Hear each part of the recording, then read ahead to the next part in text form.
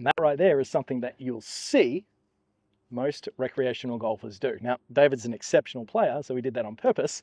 But if we swap positions, David, we're going to talk about one of the main reasons that that thin over the back of the green happens. And we've got a significant downhill sloping lie here, don't we? Yeah. And we see that bunker in front. Most golfers instantly in their head go, help it up, help it up, help it up. Yep. And so setting up to that golf ball there, what you did to thin that golf ball over the back of the green was a little bit of this, wasn't it?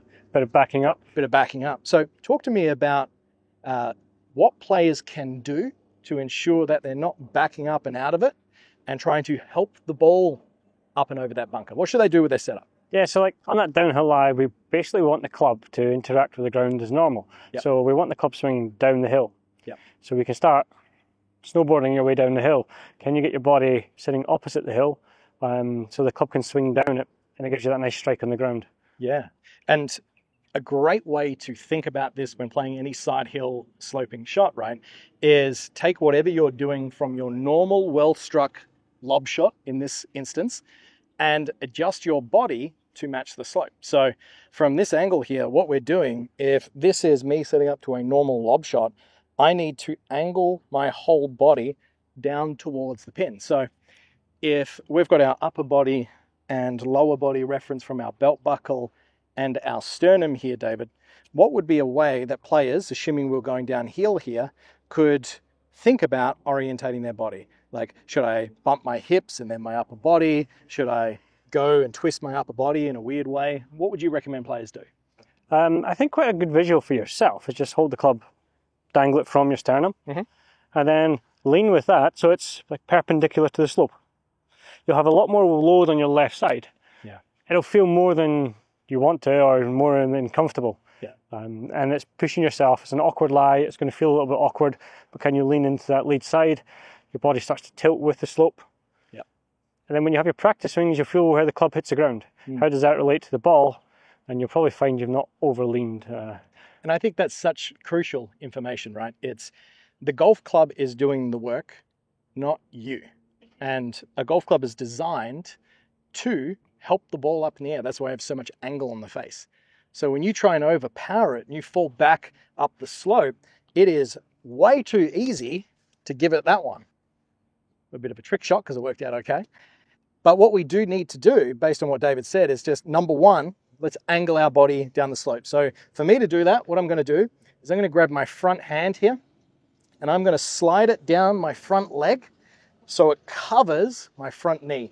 Now, right there, David, what do you see of the tilt in my body as I do that? Yeah, it tilts you towards the target, down the slope, sets you up for a nice contact. It sets me up. Now, from there, what is a visual and a thought around impact? Because if all I do is this, and then I try and make a swing and I feel super awkward, it's going to be difficult to strike the ball. But the number one fundamental of golf is impact. And in this instance, which is suggests maybe like a practice swing, brushing the ground, how you desire would be important. Yeah, definitely. I think during the swing, maintain your weight there where you've got that load on the left, don't let it back up, but then start to feel the interaction with the turf. I'd have maybe 2, 3, sometimes 4 practice swings if I need it to feel that interaction. That just fills me with confidence, something I can sense and rely on and sort of build on for the golf shot. Yeah. If I don't have that, I feel a bit lost. Yeah, massively. And you'll see professionals over and over again do this exact same process. And we're looking for a brushing in the ground, not a big digging. So we're going to cover our left knee for the right hander here with our left hand. That's just going to really encourage all this weight down the left side. Now be okay with staying there and feel that the club is swinging down the slope. I'm going to go ahead and hit this one. So that one came out pretty good there. What are a couple of bonus tips that players at home can do to ensure that they have enough height to get over the bunker in front without them falling back? What can they do? So we can start adjusting the club. Can we add a bit more loft to the club? Okay.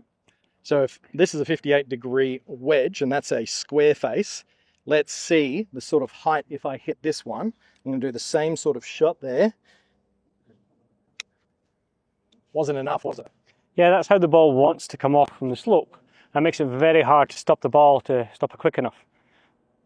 So what would you suggest that we do with the club face? The way I like to go about it, and I think the first step is can we open the face, start to add a bit more loft to it, but it's aiming right. So the compensation I like is if I aim the club face straight down the lines, the handle drops, it knocks the loft to aim left. So if I open it and lower the handle, I get this extra loft aiming straight towards the target. And it helps the ball pop up in the air. It does. So 2 really important keys, and I think what David just said there is something that a lot of players actually don't think about, is lowering the handle or making it more upright. So if I'm in my address position, got my weight forward, and I lower the handle, you're going to see that the club actually naturally wants to open up anyway. So if I do that, and I'm okay with those grooves pointing to the right, because even though the grooves point to the right, doesn't necessarily mean the ball's going to go to the right. From there, open club face, weight forward. I'm going to swing down the slope. Well, how much of a difference did that make to that height? Yeah, I love it. Popped up, high, soft, stop quick, even on from a downslope onto a downslope. Perfect. So there you have it, guys. We're at the Montgomery Golf Club here in Dubai. Beautiful short game facility, par 3 course to work on your game. If you're struggling with short-sighted shots, you're finishing in the bunker, heed these tips and it can really help you improve your golf. Thanks for watching this video. YouTube thinks that you would benefit from watching this one next. So click that card and it could be the tip that you need to take your game to the next level. I'll see you next time.